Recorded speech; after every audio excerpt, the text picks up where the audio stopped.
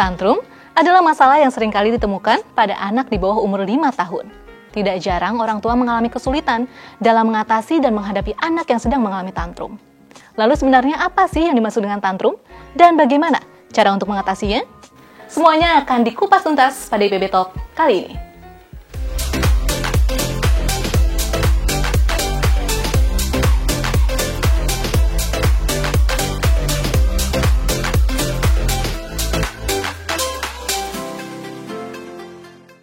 Menangis, marah sambil berteriak dan melempar barang, hingga berguling-guling adalah beberapa hal yang seringkali dilakukan oleh anak ketika mengalami tantrum.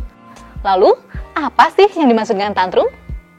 Tantrum itu intinya adalah kondisi di mana anak mengalami suatu emosi yang meledak, meluap, yang dimana disertai biasanya dengan perilaku dia mungkin menangis, atau menendang, atau mungkin bahkan guling-guling, ya.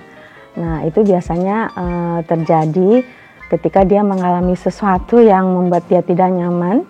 Nah, sebetulnya tantrum ini sendiri itu umumnya terjadi bukan tiba-tiba, ya. Itu ada suatu pola perilaku yang terbentuk sejak awal, ya, sejak kecil, ya. Di sini nanti ada hubungannya dengan bagaimana anak itu bonding dengan orang tuanya, terutama dengan primary caregiver, which is itu adalah ibu, ya.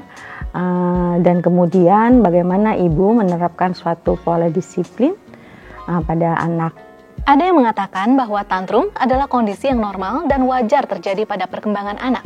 Namun, ada juga yang mengatakan bahwa tantrum adalah suatu penyakit kejiwaan. Kira-kira, manakah pernyataan yang benar? Tantrum itu sebetulnya umum, ya, terjadi pada anak-anak, dan itu biasa, ya.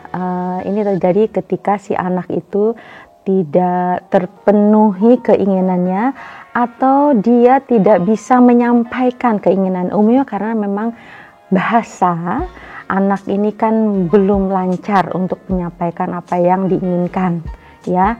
Karena mungkin dia gemes sama orang tuh nggak paham apa yang dia mau gitu, ya, akhirnya dia ngadat, ya, tantrum, gitu kira-kira. Pada dasarnya, tantrum disebabkan oleh terbatasnya kemampuan bahasa pada anak, sehingga mereka tidak bisa mengekspresikan perasaannya dengan baik. Anak pun meluapkan emosinya dengan cara menjerit, meronta-ronta, dan berteriak. Lalu sebenarnya, hingga usia berapa tahun seorang anak dapat mengalami tantrum? Jadi tantrum itu umumnya sekitar antara 1,5 ya sampai sekitar 4 tahun, umumnya itu. Walaupun ada juga yang berlanjut sampai 5 tahun. Misalnya anak TK masih sering tantrum karena kebiasaan-kebiasaan yang dimana pola pendisiplinannya tuh kurang tepat, sehingga terbangun tantrum menjadi salah satu cara untuk memenuhi kebutuhannya. Karena kalau tantrum kemudian orang tua mengabulkan, nah gitu kan biasanya. Tantrum pada anak menyebabkan orang tua menjadi stres, bingung, bahkan terpancing emosi. Lalu, bagaimana cara yang bijak untuk menghadapi anak yang sedang mengalami tantrum? Anak tantrum tuh gampang-gampang susah, ya.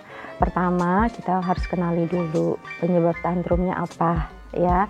Kalau berkaitan dengan kebutuhannya, misalnya dia ternyata lapar, ya, atau dia butuh tidur, gitu kan, atau dia mungkin kelelahan. Nah, itu yang kita penuhi, ya.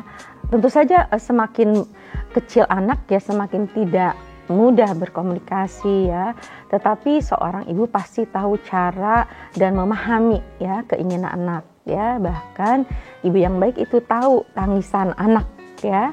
Memang dari awal kita itu sebagai orang tua harus memberikan suatu kepastian, termasuk diantaranya adalah jadwal.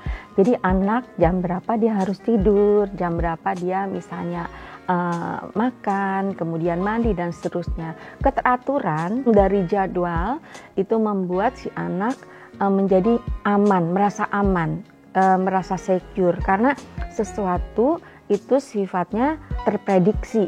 Nah, itu menghindari frustasi anak. Tantrum pada anak memang sangat merepotkan. Namun, peran orang tua sangat dibutuhkan untuk menangani tantrum dengan baik. Ketika menenangkan anak yang sedang tantrum, Anda harus tetap tenang. Cari tahu penyebab tantrum, alihkan perhatian si kecil dan jangan sampai memukul anak. Bagaimanapun, tantrum adalah hal yang wajar terjadi pada perkembangan anak.